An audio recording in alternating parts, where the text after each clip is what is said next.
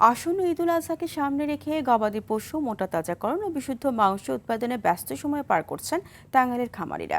সম্পূর্ণ দেশীয় খাবারের উপর ভিত্তি করে এসব খামারে কোরবানির পশু লালন পালন করা হচ্ছে। বাজার মূল্য ঠিক থাকলে এবারও স্বপ্ন পূরণের আশা খামারিদের। তবে গো খাদ্যের দাম লাগামহীন বৃদ্ধি পাওয়ায় দুশ্চিন্তায় তারা।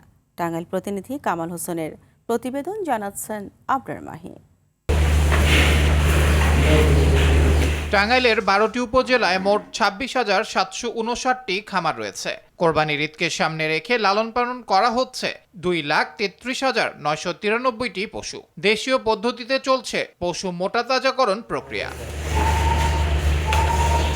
পশুগুলোকে নিয়মিত গোসল করানো, পুষ্টিকর খাদ্য সরবরাহ এবং স্বাস্থ্য পরীক্ষা সবকিছুতেই বাড়তি যত্ন নিচ্ছেন খামারিরা। এদিকে ভারতীয় গরু না আসলে ও বাজার মূল্য ঠিক থাকলে ভালো দাম পাওয়ার আশা তাদের। সম্পূর্ণ প্রাকৃতিক উপায়ে প্রাকৃতিক খাবারে আমাদের গরুগুলো মোটাতাজা করা হচ্ছে। এই বছর কুরবানিতে যাতে আমরা ন্যায্য মূল্য পাই। আমাদের এখানে দেশি, ফ্রিজিয়ান, সাইওয়াল, সিন্ধি এগুলো গরু আমরা মোটাতাজা করি।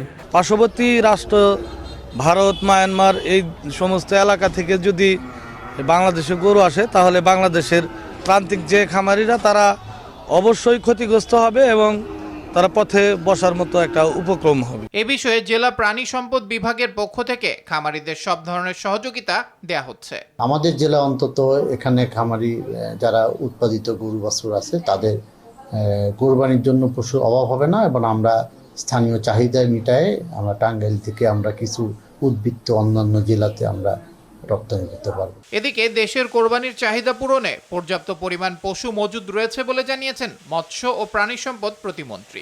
আমাদের পর্যাপ্ত ইনশাল্লাহ মজুদ রয়েছে।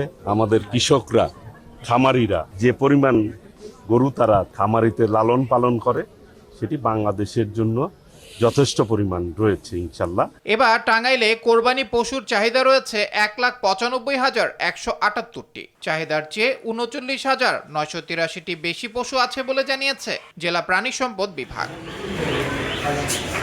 আবরার মাহি, RTV।